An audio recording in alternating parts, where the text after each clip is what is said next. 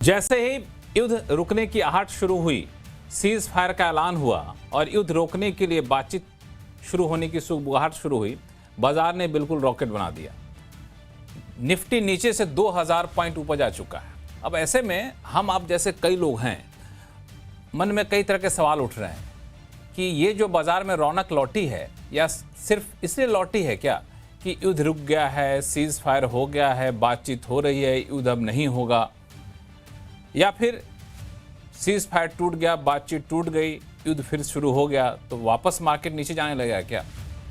एक पक्ष ये भी है जिसका मानना है कि बहुत हो गया, अब युद्ध के नाम पर बाजार गिरते गिरते थक गया है, अब यहाँ से बहुत ज़्यादा गिरने की गुंजाइश थी नहीं, तो बाजार अब यहाँ से नीचे बहुत गिरेगा नहीं, अब यहाँ से ऊपर ही उठेगा।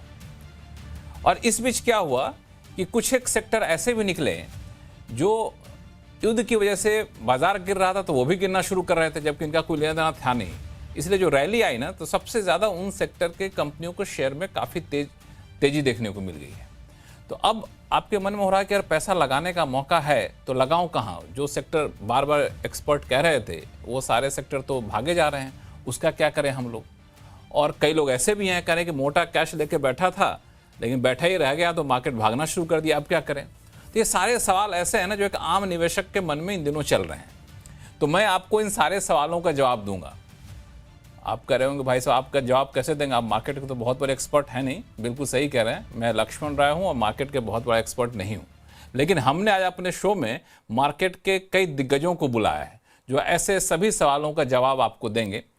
और इसलिए अगले 1 घंटे तक कहीं जाइएगा नहीं, वरना नुकसान होगा तो इसका खामियाजा आप खुद भुगतिएगा, हमें दोष मत दीजिएगा। क्योंकि हमारे साथ जो लोग हैं उनका आपका परिचय करा दूं पहले ही।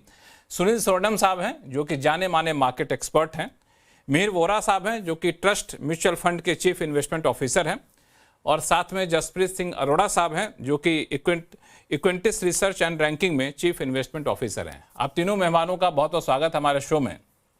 बहुत ही बेसिक सा सवाल मैं पूछूंगा आप तीनों लोगों से। शुरुआत सुनील सर आपसे। बाजार में रौनक क्या सिर्फ इसलिए लौटी है कि युद्ध रुक गया है, युद्ध थम गया है, या फिर बाजार अब थक गया था गिरते गिरते? नहीं, मैं कहूँगा कि ये कॉम्बिनेशन है। तो पहली चीज़ है कि जो बैड न्यूज़ है वो दाम में है। तो मार्केट ये लेके चल रहा है कि इससे और बैड उतना नहीं होगा क्योंकि अमेरिका थक गई है इस वॉर से। तो सीज़फायर में अभी लेबनान पे अटैक कर रहे हैं या ये हो रहे हैं, वो तो बात रहेगी। पर अल्टीमेटली सबको लगता है कि अमेरिका के ऊपर इतना असर पड़ गया है, गैसोलीन प्राइसेस के बढ़त, ट्रम्प की पॉपुलैरिटी की गिरावट। तो एक तरह से वो किसी न किसी हालत में इस सीज़फायर को परमानेंट करा के जीत डिक्लेयर करके निकल जाएँगे, ये उम्मीद मार्केट में आ रही है, नंबर 1। नंबर 2, आपने देखा कि आंकड़े भी देखे तो ये रिटेल ड्रिवन रैली है क्योंकि मिड और स्मॉल कैप लार्ज कैप से बेहतर परफॉर्म कर रहे हैं। सेकंड, एफआई की इस हफ्ते ही देखे, शुरुआत में 7-8 हज़ार करोड़ बेच रहे थे, अब एकदम से 1000 करोड़ के करीब बिकवाली कर रहे हैं। तो क्लियरली एक ओवरसोल्ड सिचुएशन मार्केट का कहूँगा मैं। तो इससे और बुरी खबर नहीं आ सकती और अच्छी खबर की प्रोबेबिलिटी इंप्रूव हो गई है। तो अब पैसे लगाने का वक्त आ गया है, ये मन में। और रिटेल निवेशक की आंकड़े तो एमएफ के आंकड़े बता रहे हैं कि इस साल की सेकंड हाईएस्ट मंथली इनफ्लो उस पर मैं इस आऊंगा। महीने में। हाँ हाँ, उस पर मैं आऊंगा आपके पास। लेकिन आपने एक बड़ा अच्छी बात कही कि बाजार बुरी खबरों को सुन चुका है, अब उससे ज़्यादा बुरी खबर कुछ आनी है नहीं, अब जो आएगी अच्छी खबर आएगी। तो इसी पे लेकर मैं आगे जाऊंगा। मिहिर वोरा साहब, चूंकि जब हम लोग ये शो दर्शक देख रहे होंगे वीकेंड में भी, तो हो सकता है तब तक बातचीत चल रही होगी या बातचीत खत्म हो चुकी होगी। तो चले दोनों हालात को हम लोग मान के चलें कि मान लिया जाए ये बातचीत सफल हो जाती है, तो बाजार यहां से कितना तेजी से और कहां तक जा सकता है? नमस्कार लक्ष्मण। देखिए, बाजार जो है बहुत ही मैं कहूंगा एक रबर बैंड की तरह स्ट्रेच हो चुका था ऑन द डाउन साइड। काफी सारी एफआईएस की सेलिंग, शॉर्ट सेलिंग वगैरह, और जो जिस तरह की नेगेटिविटी थी, तो एक रबर बैंड था, उसका जो रिलीज हुआ था हमने देखा कितना फास्ट रिलीज होता है। लेकिन मेन थिंग ये है कि ओवरसोल्ड होने के जो इंडिकेशंस थे और जो अंडर परफॉर्मेंस इंडिया ने दिखाई है पिछले 15 महीनों में, वो एक रिकॉर्ड लेवल की थी। तो हमने अगर फ्रैंकली देखें 24-20 महीने में टाइम करेक्शन देखा है, प्राइस करेक्शन देखा है, और एफआई पॉइंट ऑफ व्यू से करेंसी करेक्शन भी देखा है। तो इंडिया की जो अंडर परफॉर्मेंस रही है in dollar terms versus rest of the emerging markets and rest of the world is at a record bad level, I would say. इतना अंडर परफॉर्मेंस इंडिया ने 12 या 15 महीने में कभी नहीं किया है पिछले 25 सालों में. तो डेफिनेटली FIIs जो है वो अंडरवेट है इंडिया पे, शॉर्ट है इंडिया पे. और जो नेगेटिविटी थी न सिर्फ इंडिया में थी, of course Korean markets, Taiwanese markets में भी हमने देखा, क्योंकि ऑयल डिपेंडेंस, इंपोर्ट डिपेंडेंस ज्यादा थी. तो ये सारी मार्केट इसी तरह से वायलेंटली अपसाइड में भी रिएक्ट कर रही है. तो I am not surprise.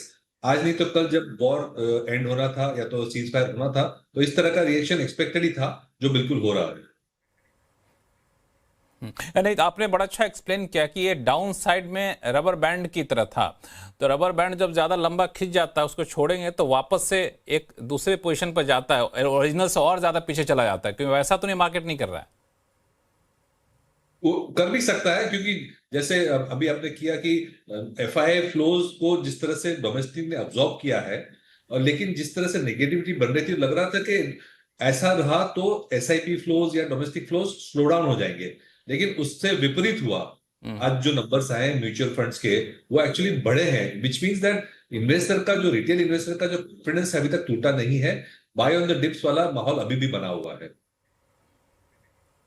Retail investors का कॉन्फिडेंस नहीं टूटा, या फिर कहें कि हम लोग जो आम एक धारणा ये थी कि कोविड के टाइम में नए नए रिटेल इन्वेस्टर्स आए थे, बहुत जल्द पैसा कमाना चाहते थे, बाजार गिर रहा था, तो अब ये रिटेल इन्वेस्टर्स घबराहट में आ गए, तो वो धारणा टूट गई. दरअसल रिटेल इन्वेस्टर्स ने बहुत ही मैच्योरिटी दिखाई. जब बाजार गिर रहा था तब भी SIP में बने रहे, म्यूचुअल फंड में बने रहे और ज़्यादा पैसा डाला. जो अभी आंकड़े आए वो इस बात को दर्शाते हैं. ये कहना ज़्यादा सही होगा. बिल्कुल बिल्कुल. चलिए, तो इस पे हम लोग आगे भी चर्चा करेंगे, जो आंकड़े आए हैं उसको कैसे पढ़ा जाए. जसप्रीत सिंह अरोड़ा साहब, मैं थोड़ा सा वॉर पे ही रखता हूं अपने सवाल को. एक सवाल की, मान लिया जाए किसी न तरीके से सीज फायर कहीं बीच में टूट जाए, बातचीत टूट जाए, सफल ना हो, तो क्या बाजार में गिरावट की संभावना अब यहां से कितनी है? नमस्कार लक्ष्मण जी और सभी पैनलिस्ट को. लक्ष्मण जी, हम वॉर के पहले जो इंडेक्स था और जो बॉटम था, वहां से 11% की गिरावट आई थी. अब वहां से आज की जर्नी देखें तो लगभग आधी जर्नी कवर हो गई है. मतलब हाफ जो लॉस था कवर हो गया. 5% अभी भी हम डाउन है. 27 फरवरी का निफ्टी का लेवल देखें, आज का देखें तो 11% एकदम पीक पे डाउन थे और 5% आज के हिसाब से डाउन है. तो आधी की जर्नी में ट्रैवल कर रही है.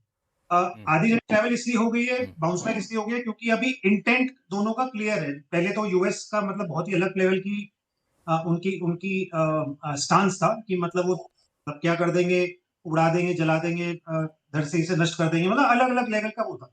नाउ दोनों पार्टीज अग्री कर गई है कि लेट्स टॉक.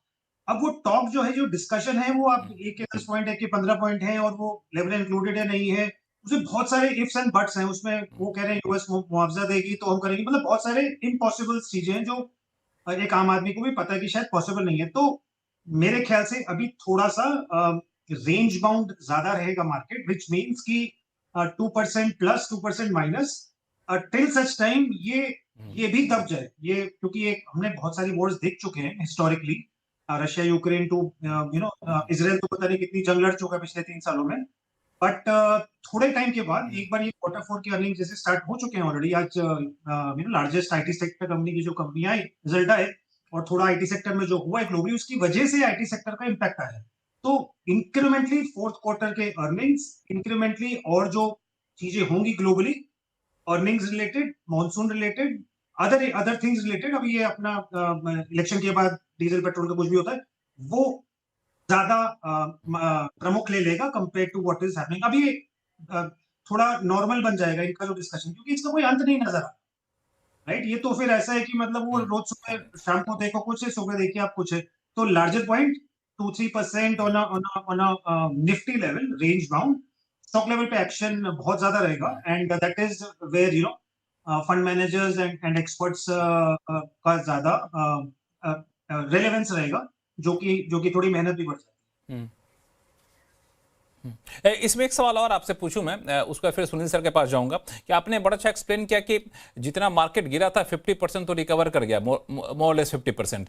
तो अगर सब कुछ ठीक ठाक रहा, बातचीत सफल हो गई, युद्ध स्थायी तौर पर रुक भी गया, तो बाकी के 50% क्या इतनी तेजी से रिकवर कर जाएगा?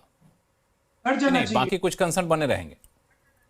लक्ष्मण जी, कर जाना चाहिए, बट उसका ये मतलब नहीं है कि उसमें इज़राइल फिर से कहीं कुछ नया एलिमेंट ढूँढ लेगा। उसका ये मतलब नहीं है कि यूएस अपने अगले लक्ष्य की तरफ चल पड़ेगा।